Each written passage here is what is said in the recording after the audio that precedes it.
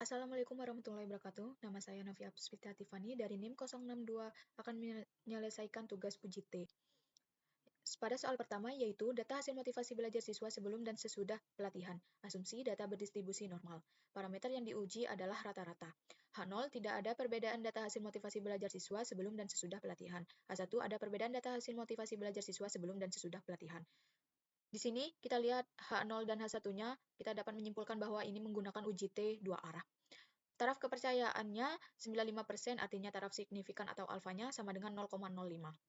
Menggunakan uji T per pasangan, karena di sini membandingkan dua kelompok yang saling berkaitan. Di sini ada data pretest dan posttestnya. Langsung saja kita akan menganalisis. Kita klik data, pilih di pojok kanan data analisis, pilih t-test by to sample formin karena data ini berpasangan. Variabel pertamanya pretest, variabel keduanya posttest, klik labels, pilih output range, klik di sini, kita taruh di sini, pilih OK. Nah, di sini kita akan langsung saja membandingkan antara T start dengan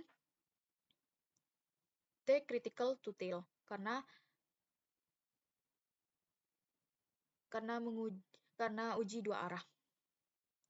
Nah, di sini kita akan gabungkan dengan rumus.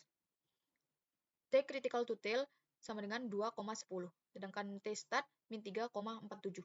Nah, jika min T tabel yaitu min 2 atau 2 T tabelnya, maka terima H0. Di sini min 3,47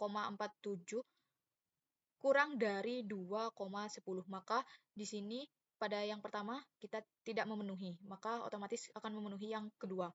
Di sini kita lihat T hitung kurang dari T tabel, maka tolak H0 alias terima H1.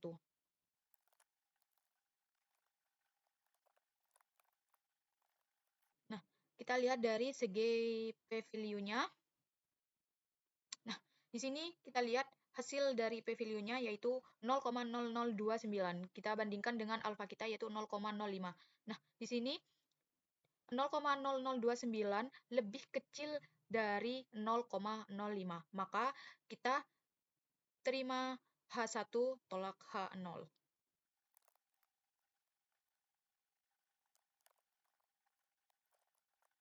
Nah, dari hitung T tabel maupun p-value sama-sama menerima H1, maka kesimpulannya yaitu ada perbedaan data hasil motivasi belajar siswa sebelum dan sesudah pelatihan.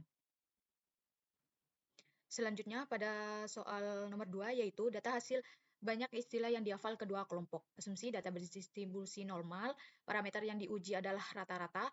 H0-nya tidak ada perbedaan rata-rata banyak istilah yang dihafal kedua kelompok. H1-nya ada perbedaan rata-rata banyak istilah yang dihafal kedua kelompok. Nah, dari H0, H1 sama dengan soal yang pertama yaitu menggunakan uji dua arah.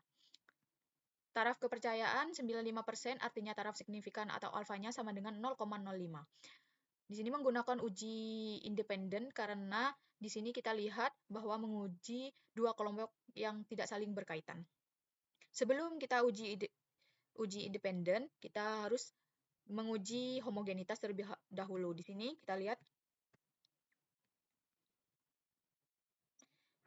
bahwa jika H0 itu akan homogen, jika H1 itu tidak homogen. Nah, di sini menggunakan kriteria F. Jika F kurang dari F tabel, maka H0 diterima, begitupun sebaliknya. Jika menggunakan p-value, itu jika P lebih besar dari alfa, maka terima H0. Jika p-value kurang dari alfa, maka tolak H0, terima H1. Nah, di sini kita sebelum menguji homogenitas, kita lihat di sini F sama dengan varian terbesar atau dibagi varian terkecil. Nah, pada Excel ini variabel pertama disebut pembilang, variabel kedua disebut penyebut. Nah, variabel pertama ini varian terbesar, sedangkan variabel kedua itu varian terkecil. Nah, kita tentukan variabel terbesar dan variabel terkecil, yaitu dengan cara rumusnya yaitu sama dengan var titik s, lalu kita tarik dari 3 sampai bawah. Sama yang eksperimen juga sama dengan var titik s. Kita klik dari sini ke bawah. Nah, di sini kita dapat menentukan F1 dan F2-nya. Nah, 2,2625 lebih kecil daripada 8,516667. Jadi, 8,26 ini termasuk F2 atau variabel kedua, sedangkan ini variabel pertama. Selanjutnya, kita akan menganalisis kriteria F-nya, yaitu dengan cara klik data, pilih data analisis, kita pilih data analisis, terus kita pilih F test to sample for variance karena akan kita ketahui F-nya. Nah, di sini jangan sampai salah antara variabel pertama dan keduanya. Nah, variabel pertama yaitu eksperimen, variabel keduanya kontrol. Nah, kita klik labels, pilih output range, klik. Nah, kita taruh di sini. Oke. Nah, di sini langsung saja kita akan membandingkan antara F dengan F critical one tail. Nah, di sini F-nya sama dengan 1,03, sedangkan F critical one tail yaitu 2,40.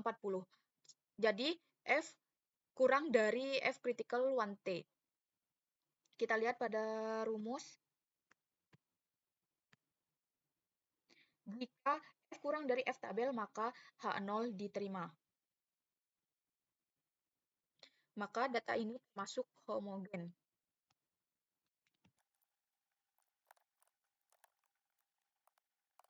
Kita lihat pada segi p-value-nya.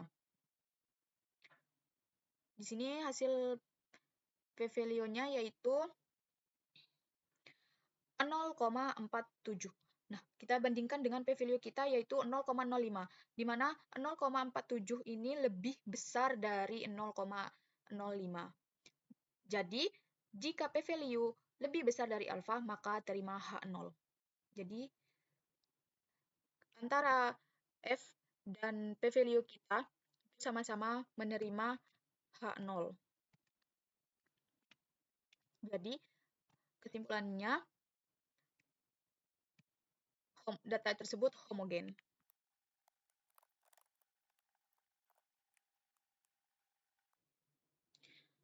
Nah, selanjutnya sudah kita ketahui data tersebut homogen. Langkah selanjutnya yaitu kita klik data, pilih data analisis, kita akan menguji T-nya, yaitu dengan memilih t-test to sample assuming equal variances, karena data kita itu homogen. Nah, di sini variabel pertamanya yaitu eksperimen, variabel keduanya kontrol, klik labels, pilih output range, kita klik, nah, kita taruh di sini. Oke.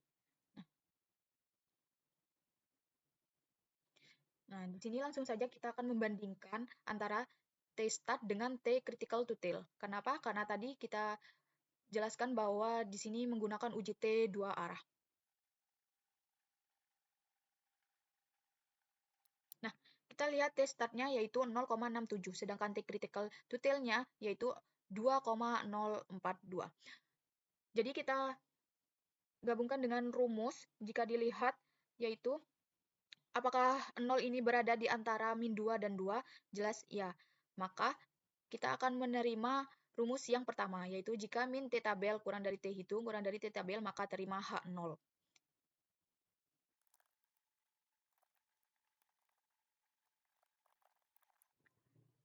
Nah, kita lihat pada p-value kita, yaitu hasilnya 0,50. Nah, di sini 0,50 dibanding dengan alfa kita yaitu 0,05 lebih besar ya kan? Nah, maka jika p-value kita lebih besar dari alfa, maka terima H0.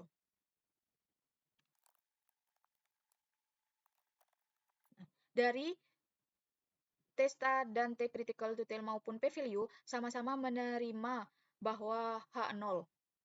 Jadi kesimpulannya, nah di sini copy. Nah, karena sama-sama menerima H0, maka tidak ada perbedaan rata-rata banyak istilah yang dihafal kedua kelompok. Sekian dari saya. Wassalamualaikum warahmatullahi wabarakatuh.